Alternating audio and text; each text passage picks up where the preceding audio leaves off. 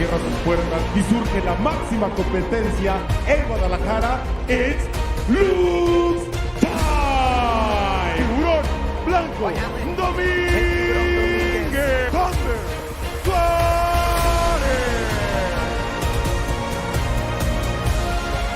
Drop 9. Next there. We have a new queen. Incredible performance. And your winner for tonight. Ladies and gentlemen, welcome back to Crossing Borders. Of course, I'm Mike Ginn. That is former UFC fighter and Luke's color commentator, Alex Extremo Soto. This week, we are going to be talking all about the upcoming card this weekend in Guadalajara. Of course, LUX Fight League 36. Brand new welterweight title on the line, as well as the ladies' flyweight title on the line. We'll talk about that. Before we get all to that, head over to fightersfirst.shop. Support the fighters, support the brand. Of course, this weekend, one of our fighters in action, Anwar Tarzan Alberto, another welterweight in that LUX Fight League division. Support him. He's got a big fight coming up. Alex, how are you feeling this week? I'm feeling good, man. Tired, man. Been doing a lot of stuff at home, but you know what? Like, it's been good, man. Been good. My father hasn't been doing very well, so I've been trying to help out with that stuff. The whole family's gone together, but we got some stability set already on that, and so now it's we're just standing by, man. But aside from that, it's been really good, and I'm really excited to head out to Mexico this coming Thursday. Yeah, well, our thoughts and prayers are with your family and your dad. And, of course, I also want to take a second and send our thoughts and prayers to another one of our fighters, Robert Verascio. He also just lost his father as well. So it's unfortunate. It's sad. And, it really sucks. Like, there's no silver lining. It sucks. So our hearts go out to you guys. This weekend, see, now you got the show started off on a sad note, Alex. Thanks a lot. We're getting it good, though. We're doing good. That's why we're here. Well, speaking of family, you are going down to visit some family down on this weekend. You're going to be in your family's backyard, Guadalajara. Of course, Tarzan's backyard, Guadalajara, and the brand new welterweight title on the line. We'll get to that in a minute. But I do want to get your thoughts on something that happened just a few weeks ago. Mexican Independence Day, we had Alexa Grasso and Shevchenko in that rematch. Ended up in a weird draw. Real quick, I want to get your thoughts on that fight and the aftermath of all of it. Man, dude, I don't know. It was a tight one. I thought Shevchenko probably pulled it off there on that fight. I got to look back at it. But when it came with the draw, I wasn't really that upset, to be completely honest. It wasn't. I know he wasn't upset. I know the UFC was not upset because now they get to run a third fight. Well, now we got a third fight coming up, and that was a spectacular fight, back and forth. Both girls almost had finishes in that fight. And I thought that it was going to be a really tough fight for Alexa Grasso coming into this fight. Knowing Valentina Shevchenko's like incredible striking skills, I thought it was going to be gnarly for her. She did fantastic. I mean, I know she's defending her belt again and against Shevchenko again. Making sure now we know that it wasn't a fluke, man. Grasso is an incredible fighter and has increased her freaking level, like. To being at the championship level. So I think it came down to round 4. How you scored round 4. Forget the 10-8 in round 5. I don't think that was that egregious. I honestly thought Grasso won 2, 4, and 5. If you gave it that way, it's one thing. If you gave 4 to Shevchenko, then it was the other way. But it raised a close fight. I'm not mad at the draw either. I think the 10-8 took away from how close the fight really was because that was a ridiculous score. But yeah, I think it's good that they're going to be able to run it back. I think it was a great performance from both ladies. But yeah, I think it came down to round 4. And then also real quick, I want to get your thoughts on it. Daniel Zellhuber, former LUX Fight League fighter, looked apart. The first time out, he didn't. He got upset. This time he came out, blazed through, got a big win. You had Rojas get the big win coming off a loss. And then Tracy Cortez, Lupe de Godinez, a lot of really great things happening for Mexican fighters on that card. Just give me your quick thoughts on some of those. I'd like to highlight Lupe Godinez, man. That girl is somebody that is moving up fast, man. She looks great. She looks strong. She looked powerful. She almost looked unbeatable in that fight. And she's been on a tear in the UFC. And it's kind of like, I've never even heard of her. Like, I've never followed her. That Lobo Gym. And I'm just like, what the hell? I mean, just on a tear. She looked fantastic. So, I think it's going to be, a really bright future for her, going up there. I think she's like championship level kind of gal in the near future. That whole gym, Diego and Alessandro and Alexa, and, Alexa Grasso's dad is breeding some killers down there. They got a team that's really on a hot. You talk about LUX Fight League and Aurora and all those fighters. So, and then of course, Zell Huber bouncing back, Rojas. Just a really good night on Mexican Independence Day. I wish they would have had that card in Mexico and not in Las Vegas, but that crowd made it feel like it was in Mexico as loud as they were. So, a great night. Something they say they're going to do every year now. So, looking forward to it next year. Let's go. And also, by the way, the story with Tracy Cortez, incredible win over Jasmine Jasdavicius, because not only did Tracy come back after all the adversity and injury she's been dealing with, also she was really close to Henry Cejudo's sister, who just passed away of cancer. And that was like the day before, or the 2 days before the fight. So shout out to Tracy Cortez, and another, a big win for her with everything she was dealing with as well. Talk about everybody dealing with, tough things happening in families. That was a big deal too. So, let's talk about this weekend, Alex. LUX Fight League 36. We've been calling for a welterweight title. Wasn't Tarzan like we wanted to, selfishly, because that's our guy. But Alan Dominguez definitely deserves to be in there. Antonio Suarez definitely deserves to be in there. You also got the ladies' title fight. You got Alberto and a bunch of other fights to talk about. Let's talk about that main event right off the bat. Well, first of all, it's going to be a rematch, man. And Antonio Suarez kind of almost ran with it in that fight, where they last saw each other in that split decision win. So this is going to be a really exciting fight. Again, I think I had Alan Dominguez last time when we were talking about this fight in the original sequence. I think Alan Dominguez was, a little bit low on his cardio in that first fight. I think that's kind of what made the fight slip away from him. I'm gonna call it again. I think Alan Dominguez is gonna come in. Dominguez is gonna come in with the fight. And the key to that is that he's gonna have to finish this fight, man, via submission, ground and pound. I don't see it, man. Right now for him, it goes into the longer distances. We're talking 5 rounds, championship rounds. It's gonna be really tight for Alan Dominguez to keep that kind of pace that he's used to fighting when he was fighting at 155. Now at welterweight. It's you can see it's a different type of pace that he needs to adjust to. Yeah, you can see in that first fight. That was the first fight he moved up to 170. He had that weird catchweight fight, and before that, it was at 155. It was a close fight. Look, the first time they fought, it went back and forth. I thought Suarez won the fight legit. I don't think it was a bad decision at all. I think it was a good decision. But since then, he bounced back, had a big win against Martin Gonzalez. Like I told you a few weeks ago, I think this is a safe guy to put into the title fight because he's not going anywhere. He's very loyal. I think he just signed an extension to LUX Fight League not too long ago. And it's a guy they'd like to build around because he does have draw. He does have, especially in that part of the country, in Guadalajara and all that stuff, he's a big deal. Obviously, the whole first couple of LUX Fight League with him and Sarai Orozco. But you also put him against a guy who just beat him. So it's going to be a tough matchup again. I wish they would have given this title fight to some of the young guns like, Raul or Tarzan or any of those guys. But I do understand after they just got snake bitten with the whole 185-pound title, right? Because they were going to try to build the 185-pound division against Ivan. Ivan goes out, loses in the Dana White Contender Series, comes back, then loses in that title fight, and then the champion also goes to the UFC. So they just complete the whole 185-pound division just like that, gone, right? So that's gone. So I understand why they would put it under a veteran. The same thing they did with Jose Rora and Fito Rubio not too long ago. They want people that they know are going to be around.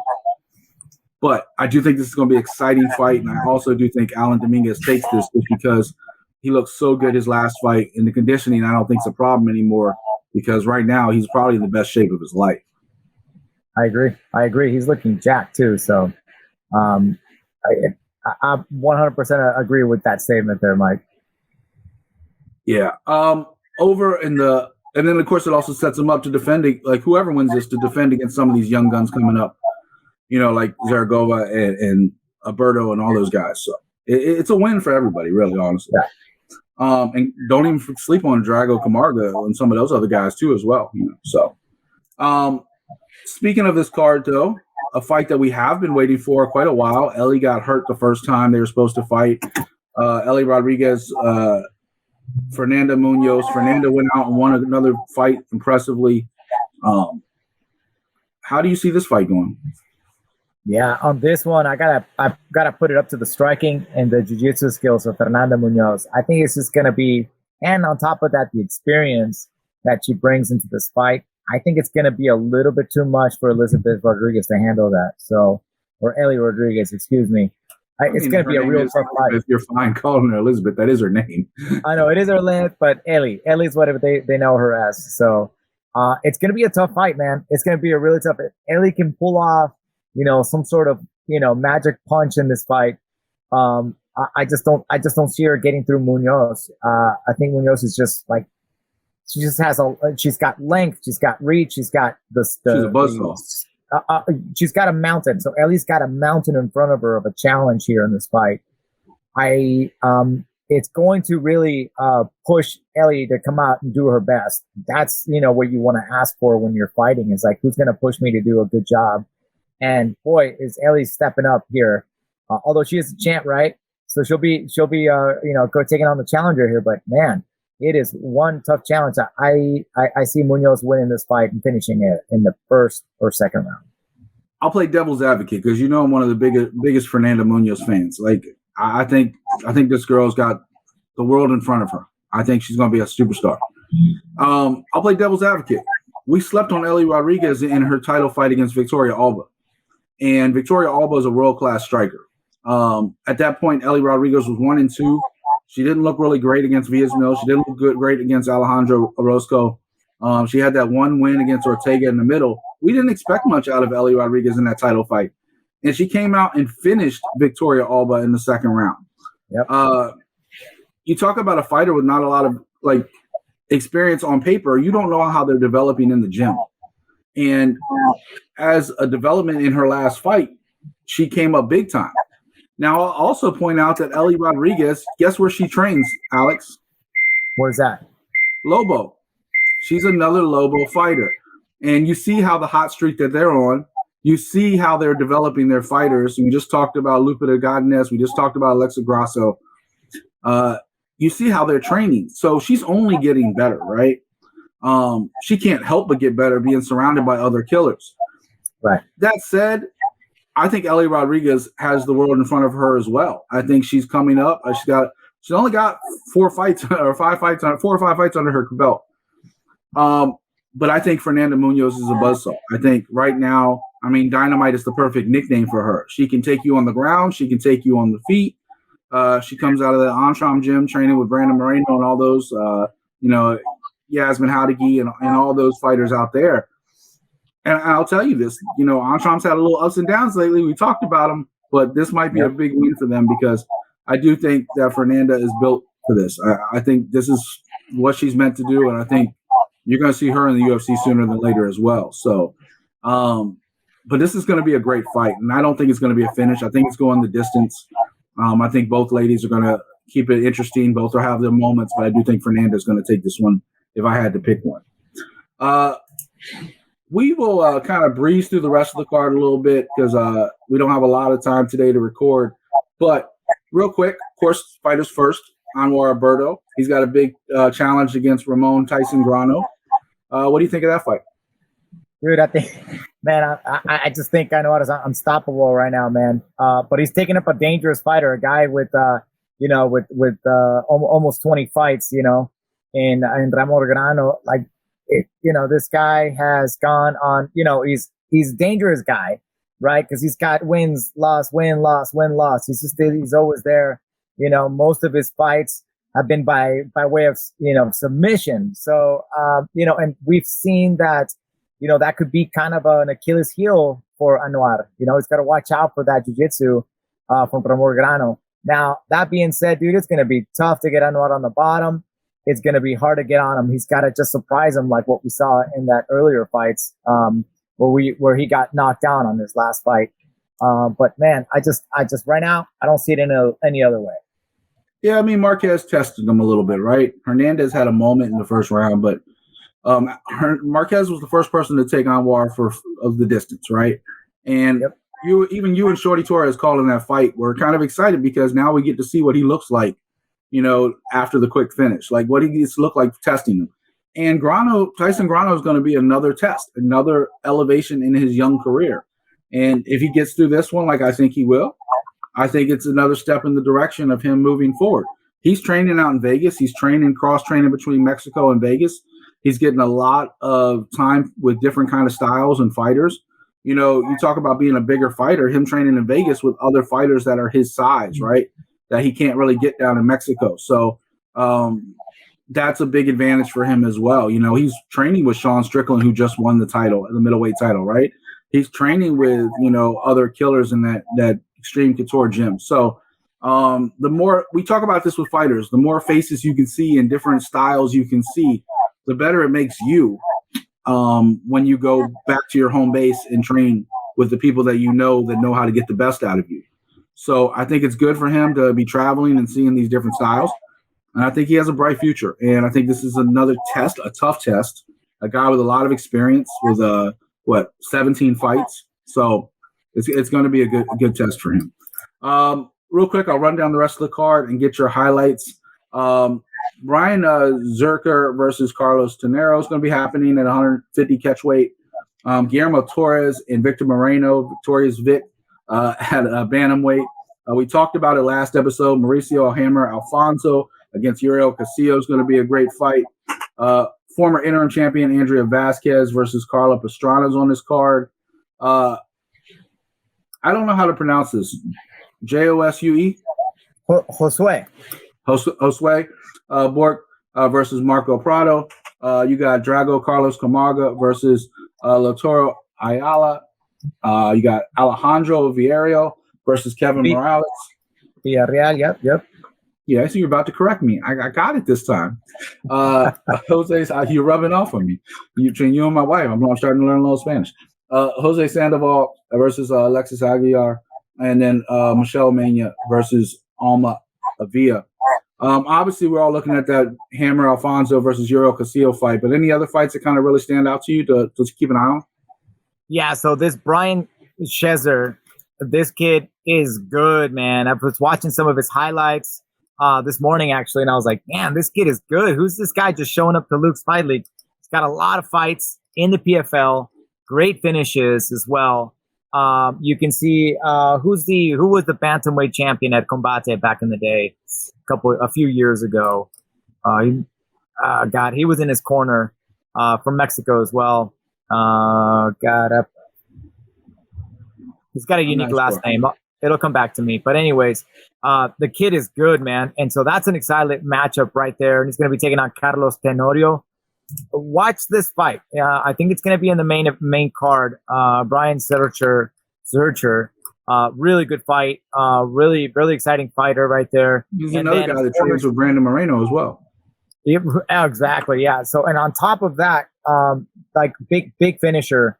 But my favorite fight of the night, and I think it's going to be the most exciting fight of the night, it's going to be Mauricio Alfonso versus Uriel Castillo.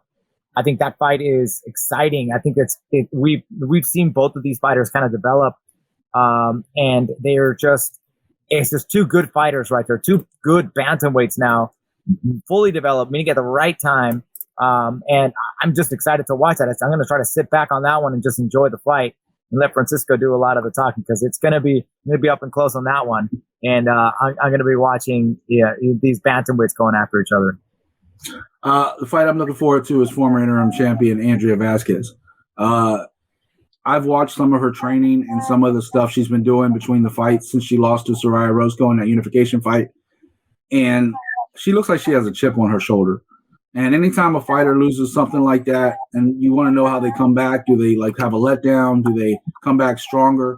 I expect her to come out with fireworks. I expect Andrea Vasquez to come out with fireworks against Carla Pastrana, and I think that's going to be a fun fight to watch.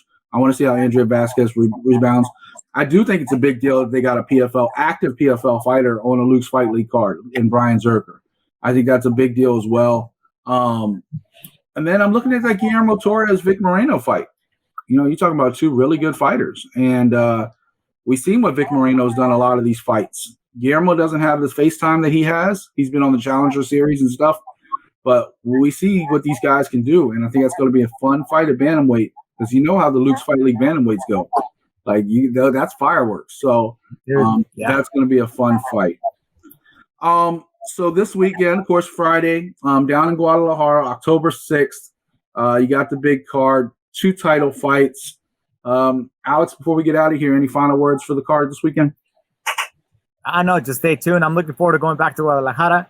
And, man, I'm going with Alan Dominguez on this for retaining the welterweight belt. All right, we're going to see. I think we're going to have clearly one new champion because one belt is brand new. And then we're going to have a title fight with the ladies. Honestly, I think we have 2 new champions. I think it's Fernanda as well, as you do too. So, and that's not a knock on Ellie because, you know, Ellie deserves to be where she's at. So it's going to be a good fight. Ladies and gentlemen, this is Crossing Borders. We'll be back with you in a couple weeks to break down this card and see what happened. In the meantime, tune in to LUX Fight League, Fox Supporters, wherever you are this weekend. For Extreme Alex Soto, I'm Mike Ginn. We're out.